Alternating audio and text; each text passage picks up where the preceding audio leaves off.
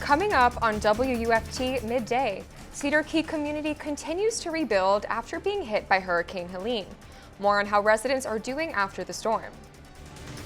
The deadline for Florida registration approaches for the November 5th ballot, how to register, and more. And members of the International Longshoremen's Association continue to their third day of the strike.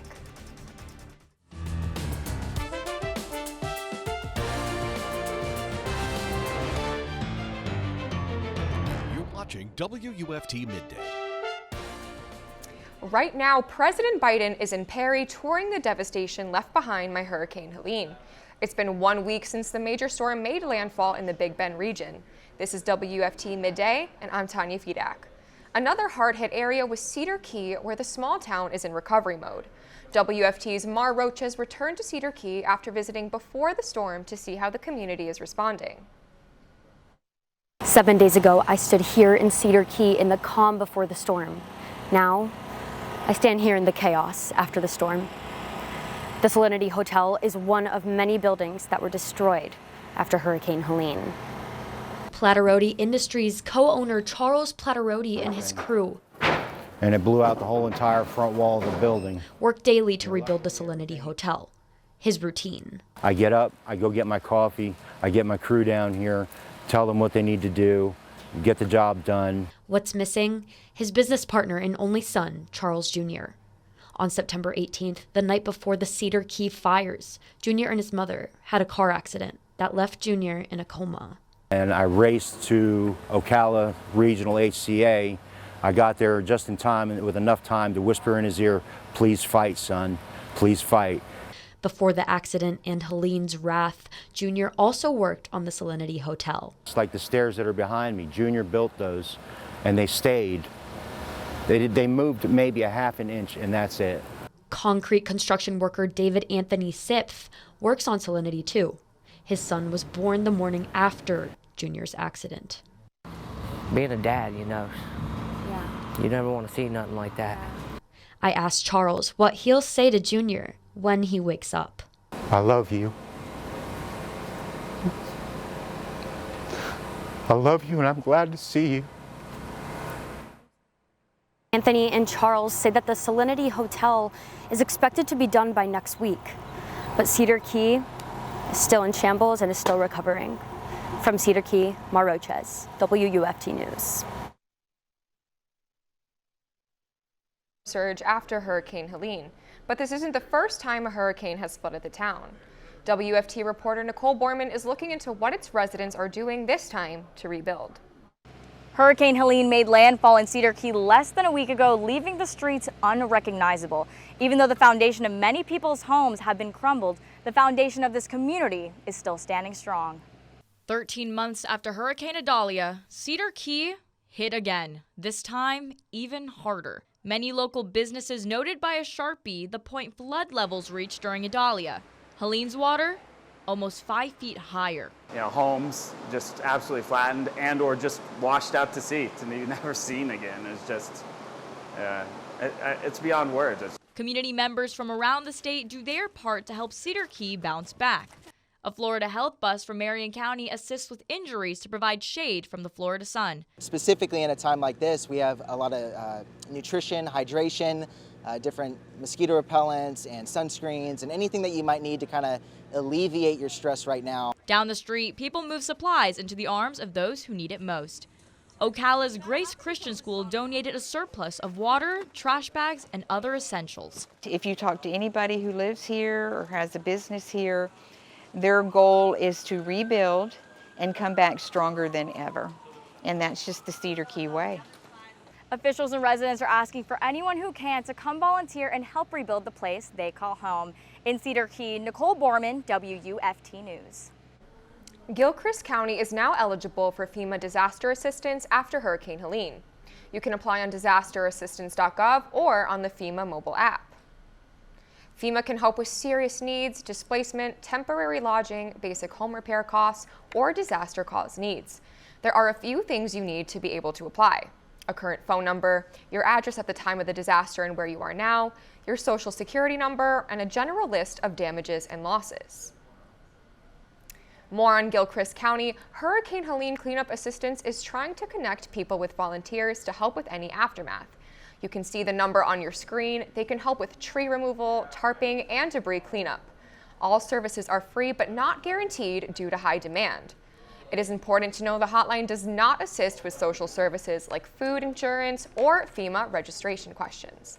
The hotline is open until October 25th. In North Carolina and other states ravaged by Hurricane Helene, the death toll continues to climb.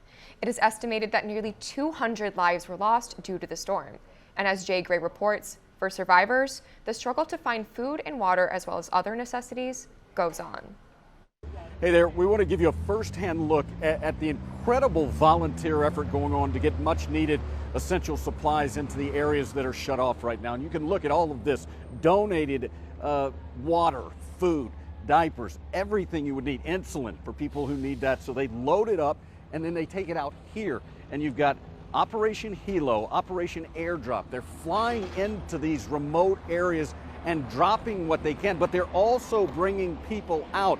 This started just after the storm. It continues to build. You've got more than 50 choppers right now involved in what is an extraordinary effort to try and help those in desperate need. That's the latest from here at Hickory Regional Airport. I'm Jay Gray. Visiting Hurricane Helene's path of destruction in the southeast and are speaking to those impacted. Days after Helene made landfall, President Biden visited North and South Carolina to survey the storm's damage. Yesterday, he spoke with storm survivors in Greenville, South Carolina, and different cities in North Carolina, including Asheville. We've told you moments ago about his visit to Perry. Afterwards, he plans to travel to Valdosta, Georgia. Vice President Harris is also meeting with survivors across the southeast and was just in Augusta, Georgia yesterday. White House officials say she will also travel to North Carolina. In other news, a new court filing accuses former President Donald Trump of knowingly spreading lies about the 2020 election and resorting to crime to try to stay in power after he lost. Trump's legal team is forcefully pushing back, arguing the case should be dismissed. Special counsel Jack Smith is hoping to tailor the case to survive a Supreme Court ruling that presidents can't be prosecuted for official acts. Smith's team says that Mr. Trump's alleged scheme to try to stay in office after his 2020 election loss was a fundamentally private one. Florida voting registration deadline is approaching on Monday. On October 7th, registration will close for November's general election. The November 5th ballot includes the races for president and for U.S. Senate. There is also 6 proposed constitutional amendments. Each city, county, and judicial race will appear on the ballot. There's a lot of new people to our community. There's a lot of folks that are just turning 18 and are not registered. So if you want to have your voice heard and you're not registered in Leon County yet or in Florida, this coming Monday is the final deadline. If you have not registered, you can go to www.registertovote.gov, where you can also update your existing account. I-75 in Marion County is showing typical noonday traffic flow. Meanwhile, the weather is mainly sunny for now with a few puffy clouds. Here's Sienna with more on the weather. That's right, a little bit of cloud cover due to the stationary front going through our area right now, but drawing your attention to this yellow region right here, this has a 30% chance of cyclone formation within the next 7 days. Now, if this does form, it is expected to form an area of low pressure, but as it interacts with this front right here, those chances of formation are expected to stay low as it interacts with that front. Now, taking a look to that eastern part of the Atlantic, Hurricane Kirk right now is moving towards the northwest. It's expected to make a curve more to that northeast and not be of harm or attention to those here in Florida. Now, bringing it back home to our campus cam, sun shining through those minimal clouds that you can see here, temperatures at 84 degrees, or feels like at 90, a little bit less humid than we were in the beginning of the week. Those winds there around 7 miles an hour coming from the northeast. Now, temperatures here in north central Florida, 84 here in Gainesville, 85 there in Stark, 84 in Jacksonville, all of north central Florida in the mid to high 80s. Now, our highs this afternoon, though, are expected to reach those lower 90s. 91 here in Gainesville, 91 also there in High Springs. Now, as we go into the night, those temperatures are going to be around 87 degrees here at 6 p.m., but going into the night, those temperatures will bottom out there in the lower 70s. Now, going to rain, storm tracker here, we are pretty dry, a little bit of isolated showers there off the eastern coast, giving us a smaller chance of rain going into today, but we are expected to stay pretty dry. Now, that future cast there, we are going to stay dry, but expect the highest rain chances to be around 2 o'clock tomorrow. Right here, you can see as we pause, that's going to be your highest chance for isolated storms or showers. Now, kind of that rain setup as we go into the weekend and into early next week. We're going to see this front right here, but what really is to our attention is to the north as this cold front kind of moves forward, keeping those chances of rain increased over the weekend and into early next week. Now, it is game weekend, US versus UCF. 10 a.m. expect partly cloudy skies, temperatures around 79 degrees. 1 o'clock, those chance of showers are going to start increasing, temperatures around 87, and then kickoff at 7:45, temperatures go back down to those higher 70s. Now, as we go into next week, those temperatures are going to decrease, but those rain chances are going to increase. So as you go into October, grab that umbrella. This is now the third day of the port strike that's stopping the flow of many U.S. imports and exports.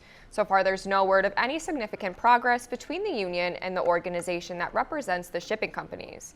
John Lawrence tells us how some of the workers are feeling. The roughly 50,000 striking members of the International Longshoremen's Association are vowing to picket all day and all night until their ultimatums are met. I'm not asking for the world. They know what I want.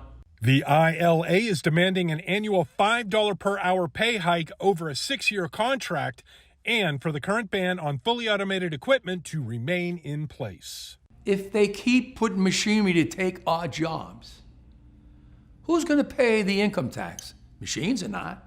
Who's going to pay for the military, the roads, everything? The U.S. Maritime Alliance, which represents major shipping lines, terminal operations, and port authorities, says it has offered wage increases of more than 50% over the 6-year contract and is, quote, committed to bargaining in good faith. We're not greedy. We just working people, blue-collar people that works a lot of hours to maintain that everything they need, they get, and we want to make sure we get what we need. Until a deal is reached, the transfer of goods along the East and Gulf coasts will be stalled. So, what does this mean for U.S. shoppers? Not much, at least not yet. But analysts and retailers say the longer the standoff, the further the ripple effect. I'm John Lawrence reporting. To make it easier to hire air traffic controllers amid a staff shortage. Graduates of the air traffic control programs at Tulsa Community College and the University of Oklahoma can now bypass the FAA's training academy. The FAA says these programs provide the same curriculum as the academy. Air traffic controllers are so short-staffed, many have been working 6-day weeks of mandatory overtime. Controller fatigue is said to be a factor in a series of runway incidents. As the temperatures get cooler, allergy season isn't going anywhere. Scientists say lingering warmer temperatures are causing the allergy season to start earlier and last longer. These warmer temperatures delay the first frost, giving plants that release allergens more time to grow. Other experts say higher levels of carbon dioxide in the atmosphere are further driving plant growth, producing even more pollen. Now, let's get a look at what's coming up tonight on First at 5 on Channel 5. A reminder that right now in Perry, our crew is following as President Biden prepares to speak in the aftermath of Hurricane Helene. Plus, we'll take a look at how hurricanes impact animals living in shelters. And newly released data shows an uptick in theft of electric bikes and scooters. How officers are addressing this trend. Before we go, one last check on the weather. Of course, so we're going to see more rain this weekend as well as we go into the early days of next week, but those temperatures are going to drop. We're going to be a little bit lower in temperature than on the normal for October. So enjoy October as we go and grab your umbrella as we go into the weekend. Thanks for joining us for WFT Midday. We're back here tomorrow for another edition. We now join Sports Scene with Steve Russell live on WRUF Radio and right here on WRUF-TV, Channel 6.